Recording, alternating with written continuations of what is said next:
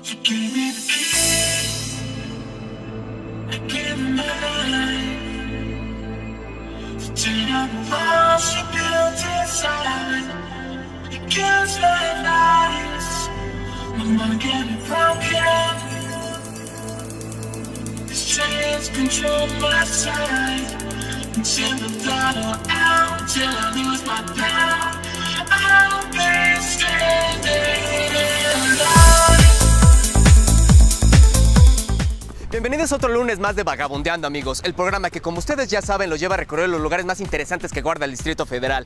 Y nuevamente yo, Juan Carlos de la Mora, los acompañaré en este recorrido. Así que no se diga más porque a vagar se ha dicho.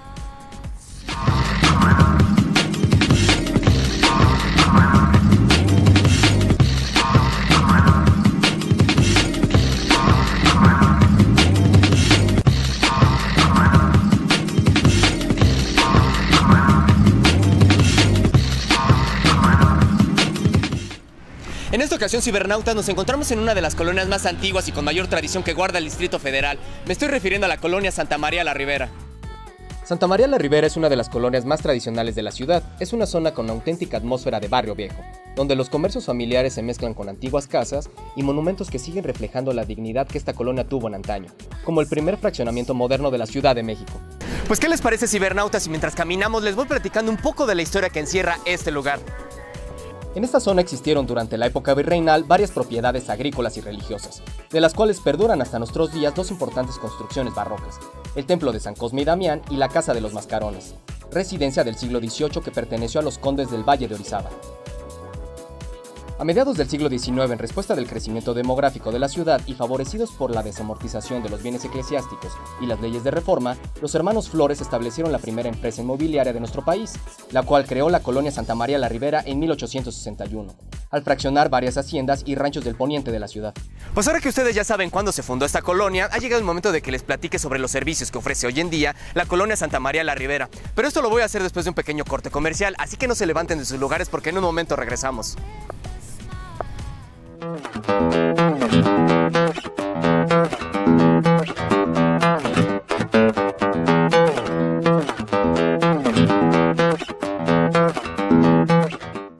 Todos los viernes, en Conexión Sónica, reunimos a los nuevos ídolos de la música independiente, ya que todos nos conectamos a través de las melodías y ritmos. Reinventa tu lado melómano y al lado de Diana y Karen, dejen que la explosión sónica inunde tus sentidos. ¿Y qué les parece si vamos de lleno? Porque la conexión ha comenzado.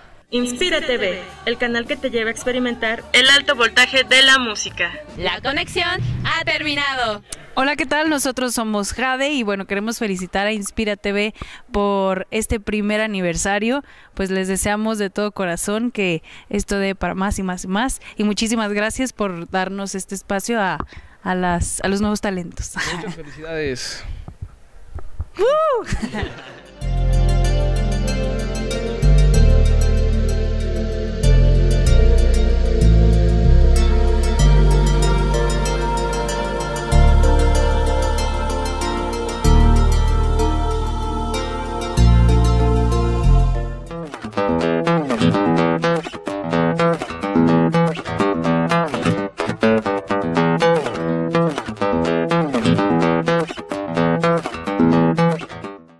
Tuvo un inicio lento hasta que años más tarde, en la época de Porfirio Díaz, registró un acelerado desarrollo y un importante aumento en su número de residentes, la mayoría de ellos pequeños comerciantes, profesionistas y empleados de gobierno, quienes eran atraídos a esta colonia por la calidad de sus espacios urbanos y por la facilidad de comunicación con el centro de la ciudad. De esta época datan la mayoría de las construcciones de la zona: casas de 1 o 2 pisos de tabique o mampostería con pequeños patios centrales y detalles de estilo ecléctico en puertas y ventanas, así como sus templos, destacando especialmente el templo de los Josefinos, con un estilo bizantino, y la parroquia del Espíritu Santo, poseedora de una suntuosa decoración en su techo.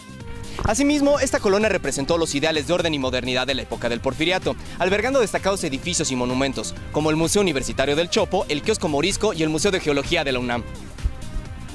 Posteriormente permaneció como huerta hasta los años 1766 y 1771, en los que comenzó a construirse. El conde don José Vivero Hurtado de Mendoza tenía su casa principal en la calle de San Francisco, dentro del ahora primer cuadro de la ciudad, en la Casa de los Azulejos, y quiso disfrutar de una buena casa de campo al rumbo más apetecible de las inmediaciones de la ciudad. Para iniciar la obra se invirtió mucho dinero y en el año de 1771 muere el conde sin ver concluida la construcción. La casa permaneció inconclusa y abandonada hasta 1882, año en que fue vendida por medio de una subasta pública, de tal modo que debido a sus múltiples poseedores pudo quedar concluida, y esto sucedió en un transcurso de 30 años. Entre 1941 y 1944 se realizaron las obras que le dieron el aspecto que hoy en día conserva. El encargado del proyecto fue el arquitecto Luis Ruiz y de hecho en esa temporada de obras es cuando se reconstruye toda la casa, procurando darle el aspecto que tenía en el siglo XIX. El antiguo edificio de Mascarones fue definitivamente incorporado al patrimonio universitario por un efecto muy particular que se le dio a la Ley Orgánica de la Universidad Nacional Autónoma de México en el año de 1929. Durante 1966 y 1967 la casa quedó vacía hasta que a fines de su último año volvió a ella la Facultad de Música, al mismo tiempo que la casa fue declarada Monumento Histórico por la Comisión de Monumentos el 21 de octubre de 1959.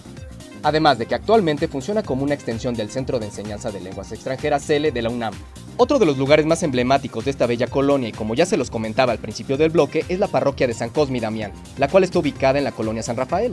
En el tiempo de su construcción, la actual parroquia se encontraba en las afueras de la Ciudad de México. Era una iglesia extramuros, a la orilla de la calzada de Tacuba, uno de los caminos de acceso a la ciudad más importante desde la época prehispánica. Fue Fray Juan de Zumárraga quien en el año de 1581 fundó el hospital con una ermita para atender a los indios forasteros, dedicado a los santos Cosme y Damián. En 1669 los franciscanos le añadieron el nombre de Santa María de la Consolación por el milagro que realizó. Una linda imagen tallada en madera que aún se venera en el templo. Cabe mencionar que una parte del convento se dedicó a ser hospital militar y años más tarde la parroquia dejó de ser atendida por los franciscanos, quedando a su cargo el Arzobispado de México.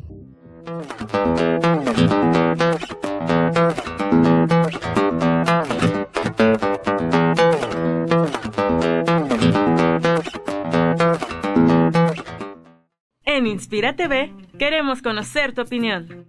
Haz contacto con nosotros a través del correo informacion@inspiratv.com.mx y de nuestras redes sociales de Facebook y Twitter. Únete a la comunidad de Inspira TV y síguenos cada semana en nuestro sitio oficial www.inspiratv.com.mx. Inspira TV, la televisión hecha para personas como tú. Hola amigos, nosotros somos Reporte y venimos a felicitar en este primer aniversario a Inspira TV. Venga, ¡vamos más rock! Felicidades chavos de Inspira TV, muchas gracias por su apoyo infinito. Muchos años más les deseamos. Un abrazo a todos ustedes. Inspira TV, sí rockea. Que sigan los éxitos, muchas felicidades. Mil años más, nos vemos. Reporte Rock Band, aquí sigue.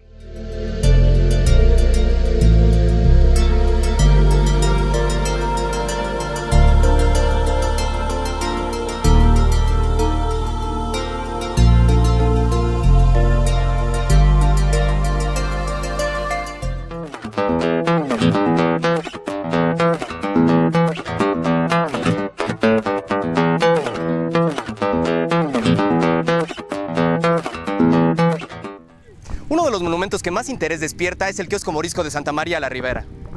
El Kiosco Morisco se localiza en el centro de la Alameda Central de Santa María la Ribera, y su historia data a finales del siglo XIX, cuando fue diseñado por el ingeniero José Ramón Ibarrola, para ser el pabellón de México en la Exposición Universal de 1884 a 1885, y de la Feria de San Luis, Missouri, en 1902.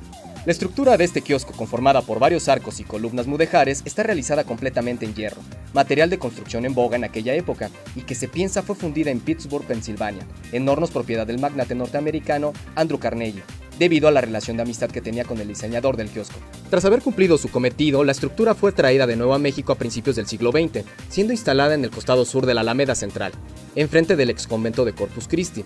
Durante el tiempo que permaneció en este lugar, el Kiosco Morisco fue sede de los sorteos de la Lotería Nacional. Existen varios mitos alrededor de esta construcción, mismos que van desde la afirmación de que el kiosco fue donado por un jeque árabe, hasta la asociación del kiosco con aspectos astrológicos y mágicos, debido a su planta octagonal y el gran número de decoraciones geométricas que tiene.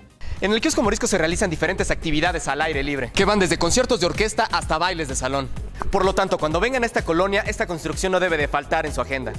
Pues ha llegado la hora de despedirnos y yo los invito nuevamente a que nos sigan todos los lunes por www.inspiratv.com.mx y que también nos sigan a través de las redes sociales de Facebook y Twitter y en el correo información @inspiratv.com.mx. Pues pásensela muy bien y nos vemos la próxima semana en el programa más inquieto de internet, así que hasta la próxima.